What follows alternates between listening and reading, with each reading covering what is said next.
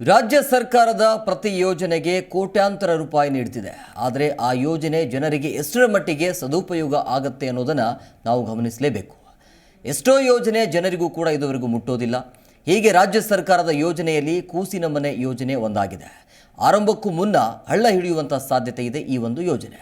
ಅದ್ಯಾಕೆ ಆ ಯೋಜನೆ ಹಳ್ಳ ಹಿಡಿಯುತ್ತೆ ಅಂತೀರಾ? ಈ ಕುರಿತು ಒಂದು ವರದಿ ನಿಮ್ಮ ಮುಂದೆ.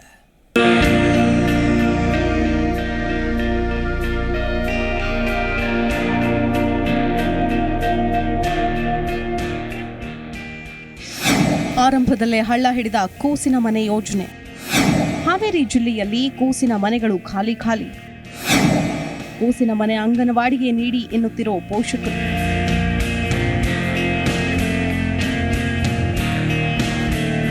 ಹೀಗೆ ಸುಂದರವಾಗಿ ಲಕ್ಷಾಂತರ ರೂಪಾಯಿ ವೆಚ್ಚದಲ್ಲಿ ನಿರ್ಮಿಸಿದ ಕೂಸಿನ ಮನೆ ಯೋಜನೆಯ ಕಟ್ಟಡ. ಮತ್ತೊಂದೆಡೆ ಬಗೆ ಬಗೆಯ ಚಿತ್ರದಲ್ಲಿ ಅಲಂಕಾರಗೊಂಡ ಕೂಸಿನ ಮನೆಗೋಡೆಗಳು. ಈ ಎಲ್ಲ ದೃಶ್ಯ ಹಾವೇರಿಯಲ್ಲಿ ನಿರ್ಮಾಣವಾದ ಕೂಸಿನ ಮನೆಯಲ್ಲಿ ಕಂಡುಬಂದಿದೆ. ಹೌದು, ಕೂಲಿ ಕೆಲಸಕ್ಕೆ ಹೋಗೋ ಮಹಿಳೆಯರ ಮಕ್ಕಳ ಆರೈಕೆ ಕೇಂದ್ರ ಹಾವೇರಿ ಜಿಲ್ಲೆಯಲ್ಲಿ 162 ಗ್ರಾಮದಲ್ಲಿ ನಿರ್ಮಿಸಲಾಗ್ತಿದೆ. 3 ವರ್ಷದೊಳಗಿನ ಮಕ್ಕಳ ಆರೈಕೆಗೆ ಈ ಕೂಸಿನ ಮನೆ ನಿರ್ಮಿಸಲಾಗಿದೆ.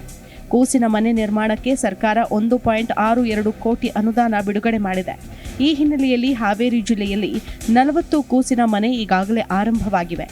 ಇನ್ನು ಜಿಲ್ಲೆಯಲ್ಲಿ 122 ಕೂಸಿನ ಮನೆ ನಿರ್ಮಾಣಕ್ಕೆ ಸಿದ್ಧತೆ ನಡೆಸಲಾಗ್ತಾ ಇದೆ. ಪ್ರತಿಯೊಂದು ಕೂಸಿನ ಮನೆ ನಿರ್ಮಾಣ ಮತ್ತು ನಿರ್ವಹಣೆಗೆ ವಾರ್ಷಿಕ 4 ಲಕ್ಷ ವೆಚ್ಚ ಆಗುತ್ತೆ. ಆದರೆ ಈ ಕೂಸಿನ ಮನೆಗೆ ಮಕ್ಕಳು ಬಾರದೆ ಆರಂಭದಲ್ಲೇ ಹಳ್ಳ ಹಿಡಿಯುವ ಸಾಧ್ಯತೆ ದಟ್ಟವಾಗಿದೆ. ಮನೆ ಪ್ರಾರಂಭ ಆಗಿದ್ದು ಒಳ್ಳೆ ಸುಸಜ್ಜಿತವಾಗಿನ ಐತಿ. ಆದರೆ ಇಲ್ಲೇ ನರೇಗಾ ಯೋಜನೆ ಕೆಲಸ ಮಾಡೋಂಥ ಹೆಣ್ಮಕ್ಳು ಒಂದೆರಡು ಮಕ್ಕಳನ್ನ ಬಿಟ್ಟು ಹೋದಾಗ ಅವರಿಗೆ ಸ್ವಲ್ಪ ಭಯ ಅನಿಸಾಯ್ತೈತಿ. ಯಾಕಂದರೆ ಮಕ್ಕಳು ಯಾವ ಹೆಚ್ಚಿಗೆ ಬರೋದು, ಅದಕ್ಕೆ ಅವರಿಗೆ ಹೊಸದಾಗಿ ಮಾಡಾಯ್ತೀರಿ ಇಂಪ್ರೂವ್ಮೆಂಟ್ ಆದ್ರಕ್ಕೆ ಭಾಳ ಚಲೋ. ಆದರೆ ಇದೇ ಟೈಪ್ ಇಷ್ಟ ವಯಸ್ಸಿನ ಮಕ್ಕಳನ್ನ ನಾವು ಅಂಗನವಾಡಿ ಕೇಂದ್ರಕ್ಕೆ ಕಳಿಸ್ತಿರ್ತೀವಿ. ಅಂಗನವಾಡಿ ಕೇಂದ್ರಕ್ಕೆ ಇದಕ್ಕಿಂತ ಹೆಚ್ಚಿನ ಫೆಸಿಲಿಟಿ ಅದಕ್ಕೂ ಕೊಟ್ಟು ಅಂಗನವಾಡಿಗೆ ಶುದ್ಧ ಕುಡಿಯುವ ನೀರನ್ನ ಕೊಟ್ಟು ಅವಳಕ್ಕೆ ಅಂಗನವಾಡಿ ಸುತ್ತಲೂ ಪರಿಸರ ಸ್ವಚ್ಛವಾಗಿ ಇಡಗಳಂಥದ್ದು ಒಂದು ಫೆಸಿಲಿಟಿ ಮಾಡಿ ಸರ್ಕಾರ ಯೋಜನೆ ತಂದೈತ್ರಿ. ಆದರೆ ಸರಿಯಾದಂಥ ಕಾರ್ಯರೂಪದೊಳಗೆ ನಡೆಸ್ಕೊಂತ ಹೋದ್ರೆ ಸರಿ ಆಕತ್ತಿದೆ. ಈಗ ಹೊಸದಾಗಿ ಬಂದೈತಿದೆ, ಇನ್ನೂ ಸರಿಯಾಗಿ ಗೊತ್ತಾಗ್ತಿಲ್ಲ. ಅಲ್ಲ, ಮಕ್ಕಳು ಬರ್ತಾ ಇದ್ದಾವೆ. ಮಕ್ಕಳು ಒಂದೆರಡು ಬಂದಿದ್ದು ರೀ, ಬಂದು ಮತ್ತೆ ಒಂದು ದಿವಸ ಇದ್ರು ಮತ್ತು ಹೋಗೇ ಬಿಟ್ರೆ. ಹೌದು, ಕೂಲಿ ಕೆಲಸಕ್ಕೆ ಸಾಗುವ ಪೋಷಕರು ತಮ್ಮ ಮಕ್ಕಳನ್ನ ಕೂಸಿನ ಮನೆಯಲ್ಲಿ ಬಿಡಲು ಹಿಂದೇಟು ಹಾಕ್ತಿದ್ದಾರೆ. ಇನ್ನು ಜಿಲ್ಲೆಯಲ್ಲಿ 45 ಮಕ್ಕಳು ಕೂಸಿನ ಮನೆಗೆ ಬರುವುದಾಗಿ ನೋಂದಣಿಯಾಗಿದೆ. ಈ ಹಿನ್ನೆಲೆಯಲ್ಲಿ ಜಿಲ್ಲೆಯಲ್ಲಿ ಶಿಶುಪಾಲನಾ ಕೇಂದ್ರ ನೋಡಿಕೊಳ್ಳಲು 520 ಕೇರ್ ಟೇಕರ್ಗಳಿಗೆ ತರಬೇತಿ ನೀಡಲಾಗಿದೆ. ಇನ್ನು ಕೂಸಿನ ಮನೆ ನಿರ್ಮಾಣಕ್ಕೆ 1.62 ಕೋಟಿ ಅನುದಾನ ಬಿಡುಗಡೆಯಾಗಿದೆ. ಪ್ರತಿಯೊಂದು ಕೂಸಿನ ಮನೆ ನಿರ್ಮಾಣ ನಿರ್ವಹಣೆಗೆ ವಾರ್ಷಿಕ 4 ವೆಚ್ಚ ತಗಲುತ್ತೆ.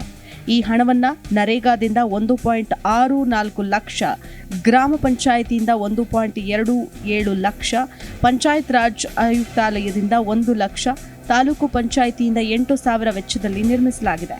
ಇಷ್ಟೆಲ್ಲ ಸರ್ಕಾರ ಸೌಲಭ್ಯ ನೀಡಿ ಕೂಸಿನ ಮನೆ ನಿರ್ಮಿಸಿದೆ. ಇನ್ನು ನೋಂದಣಿ ಮಾಡಿಕೊಂಡ ಮಕ್ಕಳು ಕೂಸಿನ ಮನೆಯತ್ತ ಬರ್ತಿಲ್ಲ ಅನ್ನುವುದು ದುರಂತ. ಶಿಶುಪಾಲನಾ ಕೇಂದ್ರದಲ್ಲಿ ಮಕ್ಕಳಿಲ್ಲದೆ ಖಾಲಿ ಕೂಸಿನ ಮನೆಯಾಗಿದೆ.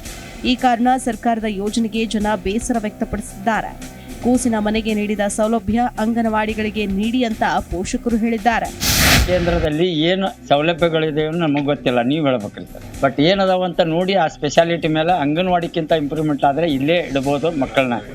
ಅಂಗನವಾಡಿಕ್ಕಿಂತ ಲೋಕ್ ಏನಾದರೂ ಮಾಡಿದರೆ ಮಕ್ಕಳು ಜಾಸ್ತಿ ಬರೋದಿಲ್ಲ ಅಂತ ನಮ್ಮ ಅನಿಸಿಕೆ.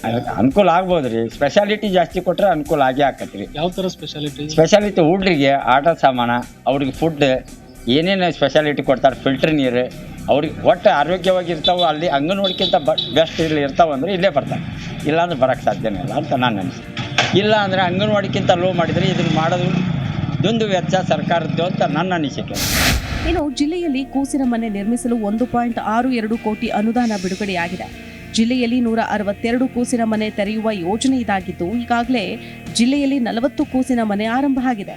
ಇನ್ನು 122 ಕೂಸಿನ ಮನೆ ನಿರ್ಮಾಣಕ್ಕೆ ಜಿಲ್ಲಾಡಳಿತ ಸಿದ್ಧತೆ ನಡೆಸ್ತಾ ಇದೆ. ಇತ್ತ ಪಾಲಕರು ಕೂಸಿನ ಮನೆ ಯೋಜನೆಗೆ ಮಾಡುವ ವೆಚ್ಚವೇ ಅಂಗನವಾಡಿ ಅಭಿವೃದ್ಧಿಗೆ ನೀಡಿ ಅಂತಿದ್ದಾರೆ. ಒಟ್ನಲ್ಲಿ ಸಂಬಂಧಪಟ್ಟ ಅಧಿಕಾರಿ ಏನು ಕ್ರಮ ತೆಗೆದುಕೊಳ್ತಾರೆ ಅನ್ನೋದನ್ನ ಕಾದು ನೋಡಬೇಕಿದೆ. MD ಹಣಗಿ, ಜಿ ಕನ್ನಡ ನ್ಯೂಸ್, ಹಾವೇರಿ.